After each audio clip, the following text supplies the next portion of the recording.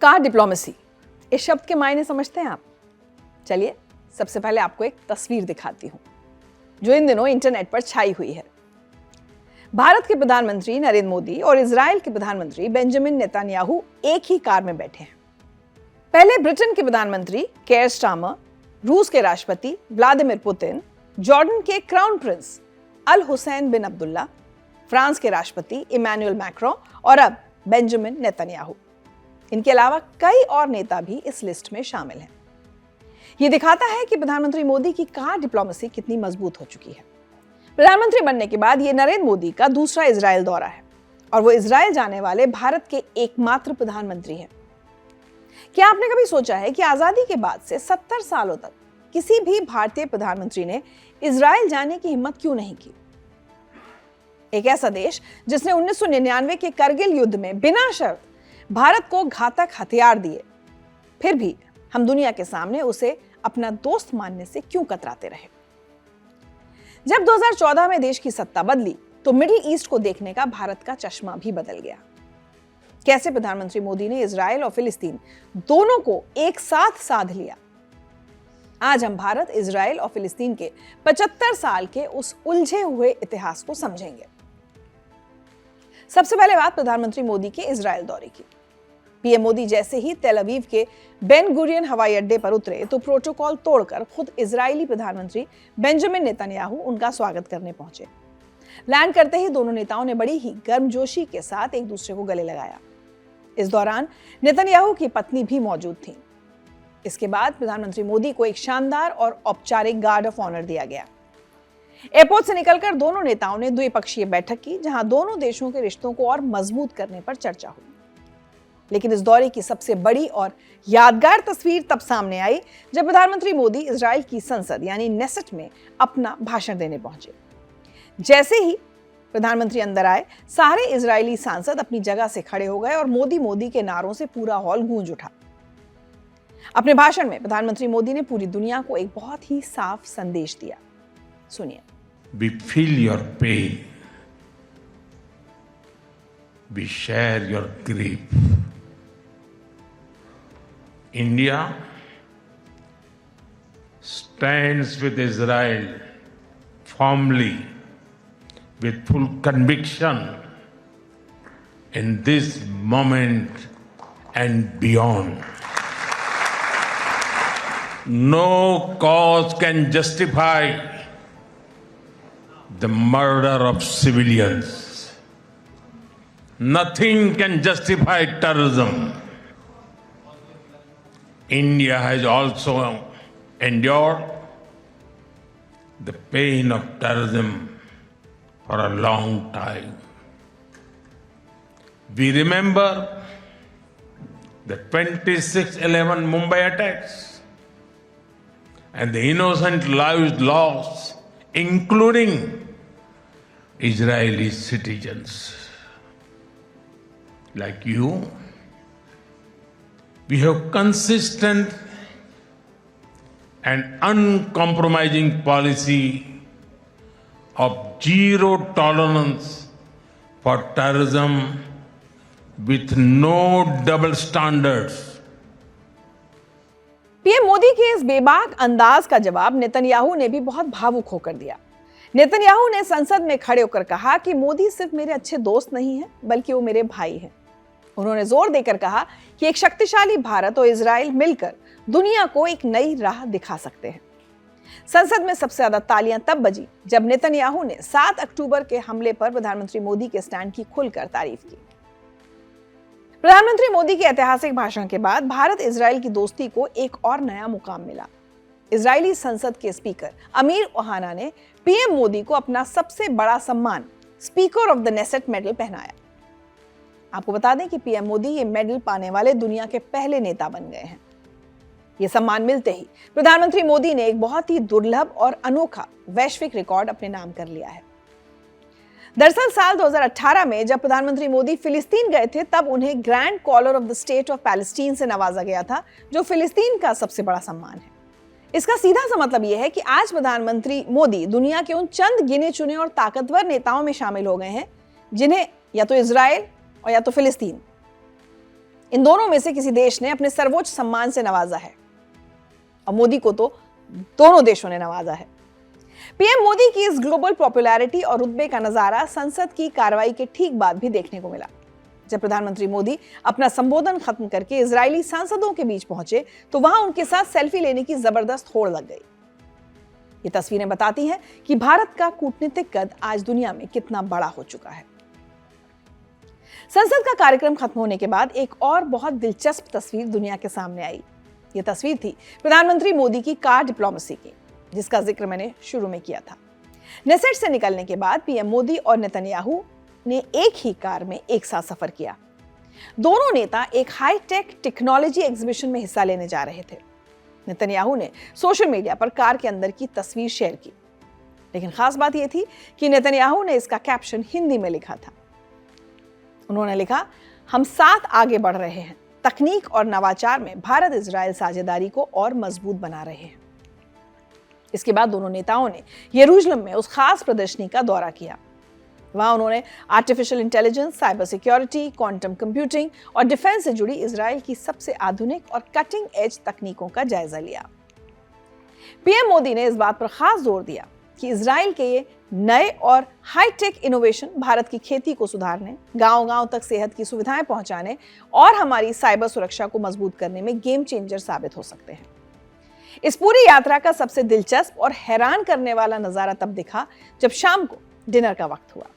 25 फरवरी की शाम PM Netanyahu ने यरूशलेम में अपने घर पर पीएम मोदी के लिए एक खास वर्किंग डिनर का आयोजन किया। इस डिनर में नेतन्याहू ने पीएम मोदी को एक ऐसा सरप्राइज दिया जिसकी उम्मीद शायद किसी ने नहीं की थी। जब मोदी वहां पहुंचे तो नेतन्याहू उनके स्वागत के लिए पारंपरिक भारतीय बंद गला पहनकर खड़े थे। कूटनीति के इतिहास में ऐसा पहली बार हुआ जब किसी इजरायली प्रधानमंत्री ने द्विपक्षीय मुलाकात में पूरी तरह से भारतीय पारंपरिक कपड़े पहने हों। नेतन्याहू ने इस जैकेट और कुर्ते वाली तस्वीर को एक्स पर शेयर करते हुए लिखा, हमारे संयुक्त रात्रि भोज से पहले मैंने अपने मित्र पीएम मोदी को पारंपरिक भारतीय परिधान पहनकर चौंका दिया। ये तस्वीरें कुछ ही मिनटों में सोशल मीडिया पर वायरल हो गई। इसे ड्रेस डिप्लोमेसी और भारत इजराइल की उस गहरी दोस्ती के प्रतीक के रूप में देखा जा रहा है जो अब प्रोटोकॉल से कहीं आगे निकल चुकी है। इस डिनर में कोई और औपचारिक प्रतिनिधिमंडल मौजूद नहीं था, सिर्फ दोनों नेता थे और इस डिनर का मेन्यू बहुत खास था। पीएम मोदी के सम्मान में मशहूर शेफ रीना पुष्करना ने भारतीय मसालों और इजरायली जायकों को मिलाकर शानदार शाकाहारी मेन्यू तैयार किया था, जिसमें गुजरात के खास व्यंजनों के साथ साथ हमस और फलाफल जैसी इजरायली डिश भी शामिल थी। तो कुल मिलाकर car diplomacy, dress diplomacy, dinner diplomacy, आज भारत और इजराइल ने अपने दरवाजे एक दूसरे के लिए पूरी तरह खोल दिए हैं। साथ ही फिलिस्तीन के लोगों से भी हमारी हमदर्दी आज भी कायम है। लेकिन पहले यह तस्वीर ऐसी नहीं थी। दशकों तक भारत की विदेश नीति पूरी तरह से फिलिस्तीन के पक्ष में झुकी हुई थी और इजराइल से हमारी दूरी बनी हुई थी। आखिर ऐसा क्यों था? चलिए इसे समझते हैं। कहानी की शुरुआत होती है साल 1947 से, जब संयुक्त राष्ट्र में इजराइल नाम का नया देश बनाने पर वोटिंग हुई तो भारत ने इसका खुलकर विरोध किया। दरअसल उस वक्त हमारा देश खुद धर्म के नाम पर हुए बंटवारे का गहरा और खौफनाक दर्द झेल रहा था। उस वक्त के हमारे नेता नहीं चाहते थे कि दुनिया में धर्म के आधार पर कोई और नया देश बने। हालांकि फिर भी इजराइल एक अलग देश बना। इसके बाद जब 11 मई 1949 को इजराइल को संयुक्त राष्ट्र का सदस्य बनाने के लिए मतदान हुआ, तब भी भारत ने इसके खिलाफ वोट किया। फिर बदलती अंतर्राष्ट्रीय परिस्थितियों के कारण आखिरकार 17 सितंबर 1950 को भारत ने आधिकारिक तौर पर इजराइल को एक देश के रूप में मान्यता दी। लेकिन फिर भी इजराइल के साथ हमारे राजनयिक संबंध नहीं बन पाए। फिर 1960 में एक बहुत ही दिलचस्प घटना हुई। भारत के पहले प्रधानमंत्री जवाहरलाल नेहरू गाजा के दौरे पर गए थे। नेहरू ने वहां किसी भी बड़े फिलिस्तीनी या इजरायली नेता से मुलाकात नहीं की। वो सिर्फ गाजा में तैनात भारतीय सैनिकों का हालचाल लेने वहां पहुंचे थे। ये भारतीय सैनिक वहां यूएन की शांति सेना का हिस्सा बनकर गए थे।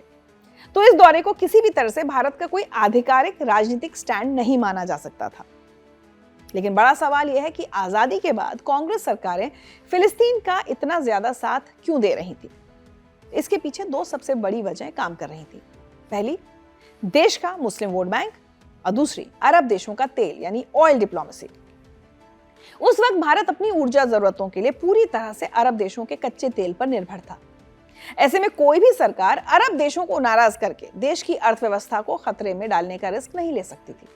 इसलिए फिलिस्तीन के साथ मजबूती से खड़ा रहना भारत की एक बहुत बड़ी कूटनीतिक मजबूरी भी थी और देश की जरूरत भी। इसी मजबूरी और जरूरत के बीच इस पुरानी दोस्ती का सबसे बड़ा चेहरा बनकर उभरे फिलिस्तीन के दिग्गज नेता यासिर अराफात। एक दौर ऐसा था जब यासिर अराफात भारत के सबसे खास मेहमान हुआ करते थे। क्या आप जानते हैं कि यासिर अराफात पूर्व प्रधानमंत्री इंदिरा गांधी को अपनी बहन मानते थे। दोनों का रिश्ता इतना गहरा था कि जब भी वो भारत आते तो उनका स्वागत किसी आम विदेशी नेता की तरह नहीं होता। भारत सरकार उन्हें बिल्कुल एक राष्ट्राध्यक्ष यानी हेड ऑफ स्टेट वाला पूरा सम्मान और रेड कार्पेट प्रोटोकॉल देती थी। जब इंदिरा गांधी की हत्या हुई थी तो उनके अंतिम संस्कार में यासिर अराफात फूट फूट कर रोए थे। ये राजनीतिक नहीं बल्कि गहरा जज्बाती रिश्ता बन चुका था। भारत की ये दोस्ती सिर्फ बयानों तक सीमित नहीं थी। साल 1974 में भारत दुनिया का पहला ऐसा गैर अरब देश बना जिसने यासिर अराफात की संस्था PLO यानी पैलेस्टीन लिबरेशन ऑर्गेनाइजेशन को आधिकारिक मान्यता दी थी। इसके बाद 1988 में जब राजीव गांधी देश के प्रधानमंत्री थे तब भारत ने एक कदम और आगे बढ़ाया। भारत उन गिने चुने देशों में से एक था जिसने सबसे पहले स्टेट ऑफ पैलेस्टीन को आजाद देश के तौर पर मान्यता दे दी थी। अब फिर उसी सवाल पर लौटते हैं। जब भारत ने 1950 में इजराइल को एक देश के तौर पर आधिकारिक मान्यता दे दी थी, फिर दोनों देशों के बीच पूरी तरह से कूटनीतिक रिश्ते क्यों नहीं बन पाए? क्यों भारत मान्यता देने के बावजूद इजराइल से एक सुरक्षित दूरी बनाकर चल रहा था? तो इसकी सबसे बड़ी वजह थी उस दौर की दुनिया की राजनीति, जिसे हम शीत युद्ध के नाम से जानते हैं। ये वो वक्त था जब पूरी दुनिया दो बड़े खेमों में बटी हुई थी। एक तरफ अमेरिका था और दूसरी तरफ सोवियत संघ यानी आज का रूस। इजराइल पूरी तरह से अमेरिका के खेमे में था और अमेरिका का सबसे पक्का दोस्त माना जाता था। वहीं भारत वैसे तो गुटनिरपेक्ष था, यानी किसी खेमे में नहीं था, लेकिन हमारी नजदीकियां सोवियत संघ के साथ ज्यादा थी। इसके अलावा अरब देश भी अमेरिका और इजराइल के खिलाफ थे। भारत अपनी ऊर्जा जरूरतों के लिए इन्हीं अरब देशों पर निर्भर था। इसलिए भारत कूटनीतिक रूप से एक ऐसी पटरी पर चल रहा था जहां वो अरब देशों और सोवियत संघ को नाराज करके इजराइल से हाथ नहीं मिला सकता था। लेकिन फिर साल 1992 में भारत की कूटनीति में एक बड़ा और ऐतिहासिक बदलाव आया। देश के तत्कालीन प्रधानमंत्री PV नरसिम्हा राव ने एक बेहद साहसिक फैसला लिया। नरसिम्हा राव सरकार ने तय किया कि अब भारत इजराइल के साथ पूरी तरह से कूटनीतिक रिश्ते कायम करेगा। 29 जनवरी 1992 को दोनों देशों के बीच आधिकारिक तौर पर दूतावास खोलने और राजदूत भेजने का फैसला हुआ। हालांकि पर्दे के पीछे रिश्ते तो जुड़ गए, लेकिन एक अजीब सी झिझक अब भी बाकी थी। ये रिश्ते एक तरह से छुप छुप कर निभाए जा रहे थे। हैरानी की बात यह थी कि 1992 में रिश्ते कायम होने के बावजूद कोई भी भारतीय प्रधानमंत्री कई सालों तक इजराइल के दौरे पर जाने की हिम्मत नहीं जुटा पाया। वजह वही जो मैंने पहले बताई थी, ऑयल डिप्लोमेसी। इस झिझक को तोड़ने और भारत की आंखें खोलने का काम किया 1999 के करगिल युद्ध ने। जब कई देशों ने भारत से अपना मुंह मोड़ लिया, तब इजराइल एक दोस्त की तरह खड़ा हुआ। बिना किसी शर्त और कूटनीतिक देरी के इजराइल ने तुरंत भारत को लेजर गाइडेड बॉम्ब्स मुहैया कराए। इतना ही नहीं, इजराइल ने उस युद्ध में भारत को अपने हेरॉन और सर्चर ड्रोन्स भी दिए। करगिल युद्ध में मिली इजराइल की इस मदद ने भारत की पूरी सोच बदल दी। इस घटना ने भारत को यह एहसास दिलाया कि संकट के वक्त जब अरब देश या दुनिया की दूसरी बड़ी ताकतें चुप थी, तब इजराइल ही वो देश था जिसने भारत का साथ दिया। करगिल युद्ध भारत इजराइल रिश्तों का एक सबसे बड़ा टर्निंग पॉइंट साबित हुआ। इसके बाद दोनों देशों के बीच रक्षा सौदे और कूटनीतिक रिश्ते पर्दे के पीछे से निकलकर खुलेआम आगे बढ़ने लगे। इतना सब होने के बावजूद अभी तक कोई प्रधानमंत्री इजराइल नहीं पहुंचा था। फिर आया साल 2014, जब भारत में सत्ता बदली और नरेंद्र मोदी प्रधानमंत्री बने, तो देश की विदेश नीति में बुनियादी बदलाव आया, जिसकी उम्मीद शायद किसी ने नहीं की थी। दशकों से जमी हुई कूटनीतिक बर्फ अब तेजी से पिघलने वाली थी। इस बदलाव की पहली बड़ी तस्वीर दुनिया ने साल 2015 में देखी। तब भारत के तत्कालीन राष्ट्रपति प्रणब मुखर्जी इजराइल के दौरे पर गए। ये एक ऐतिहासिक पल था, क्योंकि आजाद भारत के इतिहास में पहली बार देश का कोई राष्ट्रपति इजराइल की धरती पर कदम रख रहा था।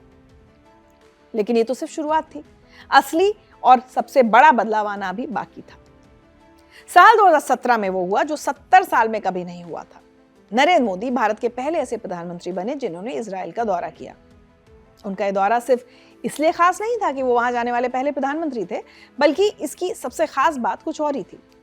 मोदी ने इजराइल के अपने दौरे के साथ फिलिस्तीन को नहीं जोड़ा, वो वेस्ट बैंक या रमल्ला नहीं गए।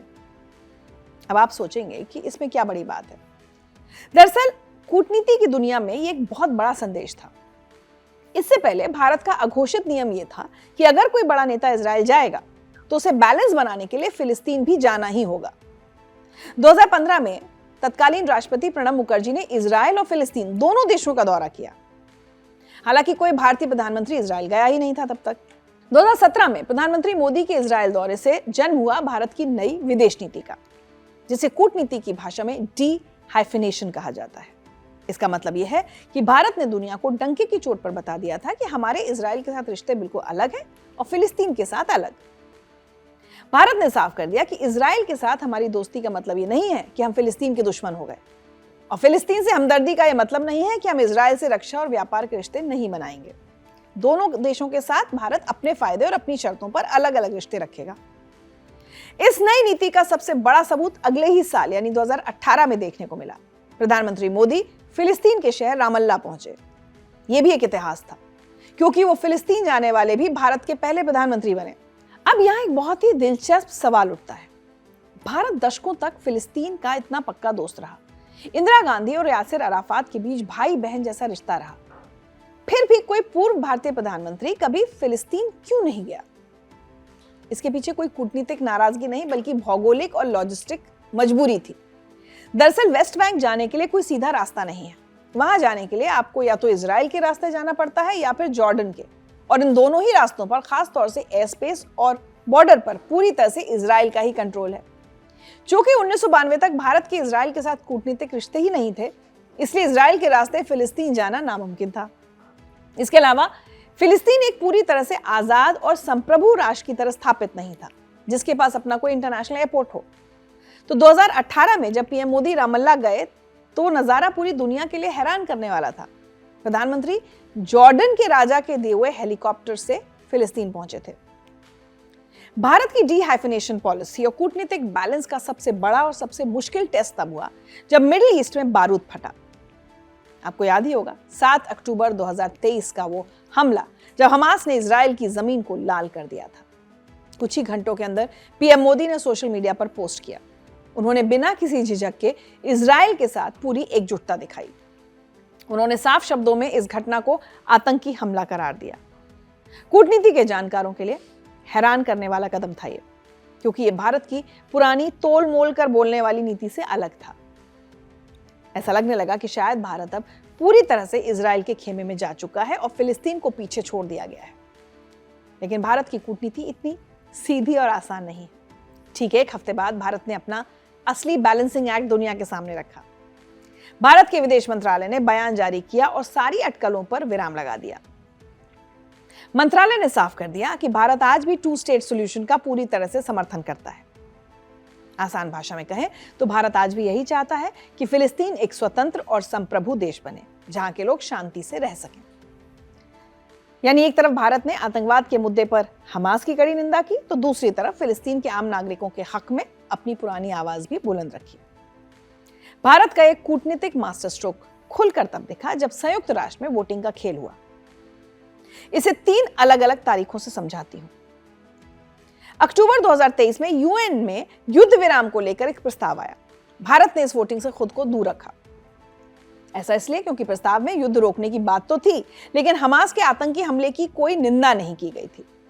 तो भारत का संदेश साफ था कि हम आतंकवाद पर कोई समझौता नहीं करेंगे। इसके बाद दिसंबर 2023 में फिर से यूएन में एक प्रस्ताव पेश हुआ, जिसमें गाजा के आम लोगों तक मानवीय मदद पहुंचाने और युद्ध रोकने की अपील थी। इस बार भारत ने अपनी रणनीति बदली और इस प्रस्ताव के पक्ष में वोट किया, क्योंकि बात अब सिर्फ राजनीति की नहीं बल्कि गाजा में मरते हुए मासूम बच्चों और आम इंसानों की जान बचाने की थी। और फिर सितंबर 2025 में संयुक्त राष्ट्र में बहुत अहम प्रस्ताव लाया गया, जिसे न्यूयॉर्क डिक्लेरेशन का नाम दिया गया। इसमें साफ तौर पर 2 स्टेट सॉल्यूशन का समर्थन किया गया, जिसके मुताबिक इजराइल से कहा गया था कि वो फिलिस्तीन के इलाकों में अपनी बस्तियां बसाना और जमीन पर कब्जा करना तुरंत बंद करे। इस बार भी भारत ने बिना किसी दबाव के खुलकर प्रस्ताव के पक्ष में वोट किया। 141 से ज्यादा देशों के साथ खड़े होकर भारत ने एक बार फिर साबित कर दिया कि वो फिलिस्तीन के वजूद और उनकी आजादी के हक का पूरी तरह समर्थन करता है। अगर हम भारत की इस पूरी विदेश नीति का निष्कर्ष निकालें तो आज के नए भारत की तस्वीर शीशे की तरह बिल्कुल साफ हो जाती है। भारत ने दुनिया को यह दिखा दिया है कि जब बात आतंकवाद की होगी, हमास जैसे संगठनों की होगी, तो वो एक पक्के दोस्त की तरह इजराइल के साथ कंधे से कंधा मिलाकर खड़ा रहेगा। लेकिन जब बात फिलिस्तीन के आम नागरिकों की होगी, उनके मानवाधिकारों की होगी और उनके एक आजाद देश के सपने की होगी, तो भारत उनके हक के लिए भी उतनी ही मजबूती से खड़ा नजर आएगा। भारत और इजराइल की दोस्ती की बात करें तो इसके पीछे सिर्फ कूटनीति के बड़े बड़े बयान नहीं है, बल्कि दोनों तरफ के फायदे का लेन देन भी है। लेकिन दुनिया के नक्शे पर एक दूसरे से इतनी दूर बैठे इन दोनों देशों को एक दूसरे से क्या फायदा है? सबसे पहले बात करते हैं रक्षा और हथियारों के व्यापार की। आज इजराइल भारत के लिए रूस के बाद सबसे बड़े हथियार सप्लायर देशों में से एक बन चुका है। भारतीय सेना की ताकत और आधुनिकीकरण में इजराइल का बहुत बड़ा हाथ है। चाहे वो आसमान में दुश्मनों को हवा में ही मार गिराने वाला बराक मिसाइल सिस्टम हो या फिर सरहदों पर पैनी नजर रखने वाले आधुनिक रडार और ड्रोन्स। बराक एक मिसाइल सिस्टम तो भारत के डीआरडीओ और इजराइल की एरोस्पेस कंपनी, इन दोनों ने मिलकर तैयार किया है। यह खास मिसाइल भारतीय नेवी के युद्धपोतों पर तैनात है और दुश्मनों के फाइटर जेट्स को पलक झपकते ही तबाह कर सकती है। फिर आता है Falcon airborne early warning and control system. यह आसमान में उड़ने वाला रडार है। इसे आप आसमान की आंख पे कह सकते हैं। भारतीय वायुसेना इन रडार्स का इस्तेमाल पाकिस्तान और चीन की हर छोटी बड़ी हरकत पर नजर रखने के लिए करती है। इसके अलावा भारतीय सेना आज इजराइल के हेरॉन और सर्चर ड्रोन्स का इस्तेमाल बड़े पैमाने पर कर रही है। हथियारों से अलग एक और चीज है जो दोनों देशों को बहुत करीब लाती है, इंटेलिजेंस यानी खुफिया जानकारी का आदान प्रदान। भारत की खुफिया एजेंसी रॉ और इजराइल की मुसाद के बीच बहुत गहरा तालमेल है। दोनों ही देश लंबे समय से सीमा पार के आतंकवाद और कट्टरपंथ के शिकार रहे हैं। इसलिए आतंकियों की फंडिंग रोकने, उनके स्लीपर सेल्स के नेटवर्क को तोड़ने और उनके मंसूबों की पहले से भनक लगाने में मुसाद और रॉ पर्दे के पीछे से एक साथ मिलकर काम करते हैं। लेकिन इजराइल भारत को सिर्फ दुश्मनों को मारने और उनसे बचने के तरीके नहीं सिखाता, वो भारत को बंजर जमीन पर फसल उगाने और पानी की एक एक बूंद बचाने के तरीके भी सिखाता है। तो अब आते हैं खेती और पानी के मुद्दे पर। इजराइल एक ऐसा देश है जिसका आधे से ज्यादा हिस्सा सिर्फ सूखा रेगिस्तान है। वहां पानी की हमेशा से भारी कमी रही है। फिर भी वो आज खेती की तकनीक में दुनिया के कई बड़े देशों से आगे है। ये चमत्कार हुआ उनकी तकनीक के दम पर, और अब वही तकनीक इजराइल भारत को दे रहा है। इजराइल ने भारत को ड्रिप इरिगेशन यानी बूंद बूंद से सिंचाई की कमाल की तकनीक दी है। इससे पानी की भारी बचत तो होती ही है, साथ ही फसल की पैदावार भी कई गुना बढ़ जाती है। इसके अलावा समुद्र के खारे पानी को साफ करके उसे पीने लायक मीठा पानी बनाने की जो तकनीक है, जिसे डिसैलिनेशन कहते हैं, उसमें भी इजराइल भारत के तटीय राज्यों की बहुत बड़ी मदद कर रहा है। इजराइल अपने 80% से ज्यादा गंदे पानी को रिसाइकिल करके उसे वापस खेती के लायक बना देता है। आज भारत के अलग अलग राज्यों में इजराइल की मदद से 30 से ज्यादा कृषि सेंटर्स ऑफ एक्सीलेंस चल रहे हैं। यहाँ भारतीय किसानों को नई, हाईटेक और बिना मौसम की खेती सिखाई जा रही है ताकि उनकी आमदनी को बढ़ाया जा सके। तो देखा आपने, भारत और इजराइल की ये दोस्ती सिर्फ बयानों या समझौतों तक सीमित नहीं है। इन सारे रक्षा सौदों, खुफिया अभियानों और कृषि समझौतों को तब और रफ्तार मिली जब दोनों देशों के शीर्ष नेताओं की पर्सनल केमिस्ट्री एकदम सटीक बैठ गई। पीएम नरेंद्र मोदी और बेंजामिन नेतन्याहू ने प्रोटोकॉल्स की सारी दीवारें और कूटनीतिक दूरियां खत्म कर दी हैं। पब्लिक प्लेटफॉर्म्स पर दोनों का बार बार एक दूसरे को गर्मजोशी से गले लगाना दुनिया के लिए बड़ा राजनीतिक संदेश है। दोनों ही नेताओं की छवि मजबूत, आक्रामक और राष्ट्रवादी नेताओं की है। दोनों ही राष्ट्रीय सुरक्षा और आतंकवाद के मुद्दे पर जीरो टॉलरेंस वाला रुख अपनाते हैं। और यही वजह है जिसने भारत और इजराइल की दशकों पुरानी झिझक को हमेशा के लिए खत्म कर दिया और दोनों को अटूट रणनीतिक साझेदार बना दिया।